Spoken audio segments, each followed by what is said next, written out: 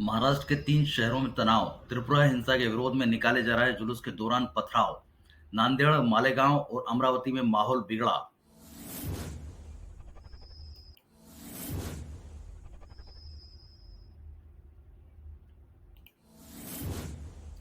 त्रिपुरा में कई दिनों से चल रही हिंसा की आग शुक्रवार को महाराष्ट्र के 3 शहरों में भी देखने को मिली। महाराष्ट्र के नांदेड़, मालेगांव और अमरावती में दोपहर बाद हिंसा फैल गई। हालांकि दोपहर बाद हिंसक हुआ माहौल तीनों ही शहरों में शाम होते होते पुलिस के काबू में आ गया। फिलहाल तीनों शहरों में शांति है और भारी संख्या में पुलिस बल की तैनाती की गई है।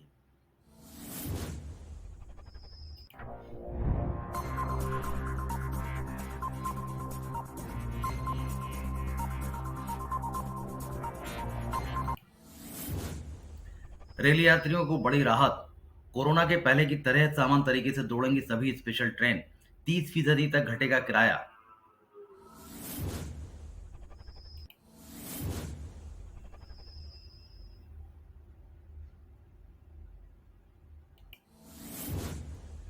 कोरोना काल के दौरान स्पेशल का टैग लगने से बढ़े हुए किराए के साथ चल रही सभी ट्रेनें अब पुराने नंबर व नाम के साथ ही चलेंगी। रेल मंत्रालय ने यात्रियों को बड़ी राहत देने वाली घोषणा की है। मंत्रालय ने कहा है कि कोरोना काल में स्पेशल ट्रेन में बदल गई सभी रेलगाड़ियां अब पहले की तरह समान रूप से संचालित की जाएंगी। इससे इन ट्रेनों में वसूला जा रहा स्पेशल चार्ज घट जाएगा, जिससे किराए में करीब 30% तक कमी आएगी।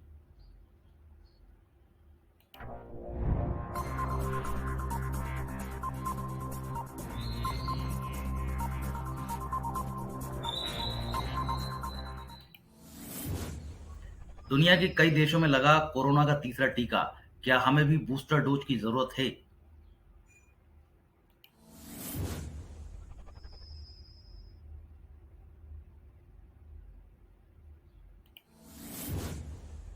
कोरोना से अतिरिक्त सुरक्षा के लिए दुनिया भर के कई देश लोगों को वैक्सीन का बूस्टर डोज दे रहे हैं।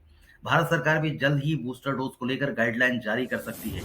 कोविड टास्क फोर्स के प्रमुख सदस्य डॉक्टर एन के अरोरा ने ये जानकारी दी है। उनका कहना है कि अगले 10 दिन में बूस्टर डोज को लेकर गाइडलाइन आ सकती है।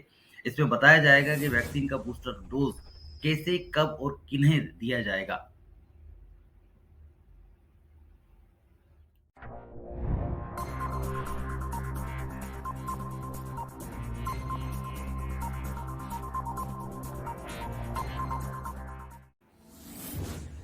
बिरसा मुंडा जयंती पर मोदी का दौरा। आरएसएस की 50 साल से ज्यादा पुरानी वो रणनीति जो बीजेपी की सत्ता वापसी में निभाएगी बड़ा रोल।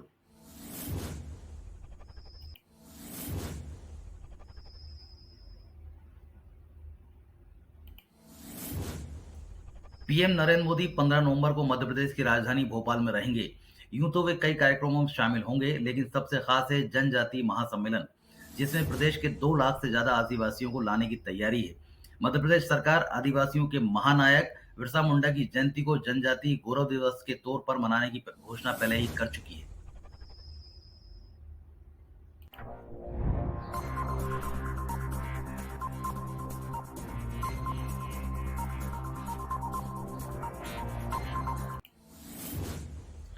हबीबगंज रेलवे स्टेशन का नाम रानी कमलापति होगा। पीएम मोदी 15 नवंबर को करेंगे ऐलान। परिवहन विभाग ने केंद्र सरकारों को भेजा नाम बदलने का प्रस्ताव।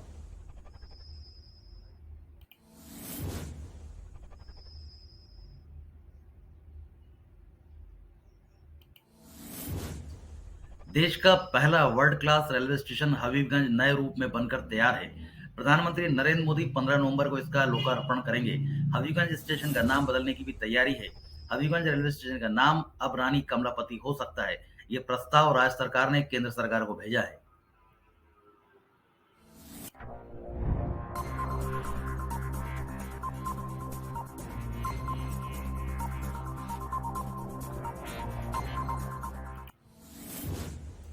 अमित शाह आज आजमगढ़ में यूनिवर्सिटी का शिलान्यास करेंगे।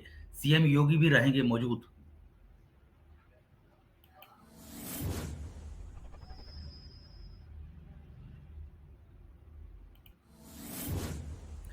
केंद्रीय गृह मंत्री अमित शाह आज आजमगढ़ में यूनिवर्सिटी का शिलान्यास करेंगे।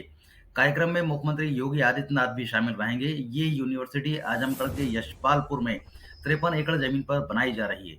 दरअसल मोदी सरकार ने सत्ता में आने के बाद आजमगढ़ को यूनिवर्सिटी का तोहफा देने की बात कही थी। जिले के लोग काफी दिनों से इसकी मांग भी कर रहे थे।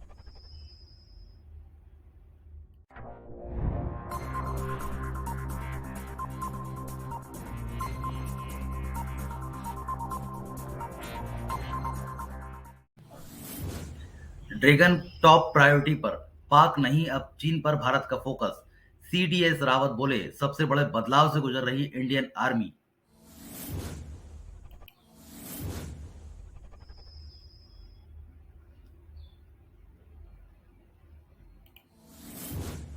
भारत की सुरक्षा के लिए चीन सबसे बड़ा खतरा बनता जा रहा है।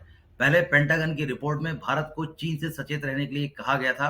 अब chief of defence staff general Vipin Rawat ने भी चीन को भारत के लिए सबसे बड़ा खतरा बताया है। जनरल रावत ने कहा कि हमारे जवान सीमा पर चीन को जवाब देने के लिए पूरी तरह तैयार हैं।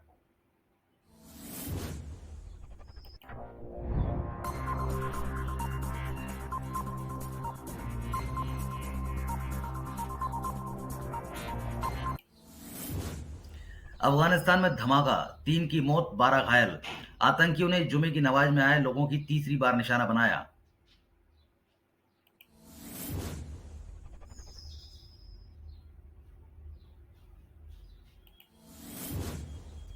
अफगानिस्तान में तालिबान का राज आने के बाद आतंकी हमलों में उछाल आया है।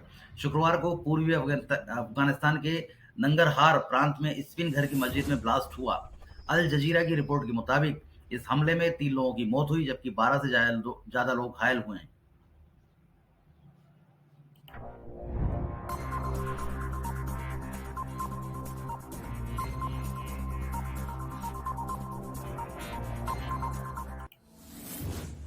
राजस्थान के 2 खिलाड़ियों को आज राष्ट्रपति देंगे खेल रत्न।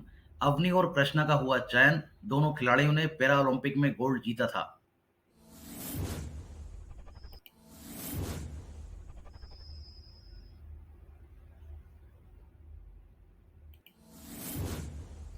नेशनल स्पोर्ट्स अवार्ड एकेडमी ने मेजर ध्यानचंद खेल रत्न पुरस्कारों के लिए इस बार देश भर के 11 खिलाड़ियों का चयन किया है। इसमें राजस्थान के 2 पैरा ओलंपिक खिलाड़ी अवनी लेखा और कृष्णा नायर भी शामिल हैं, जिन्हें आज शाम राष्ट्रपति रामनाथ कोविंद द्वारा मेजर ध्यानचंद खेल रत्न पुरस्कार से नवाजा जाएगा।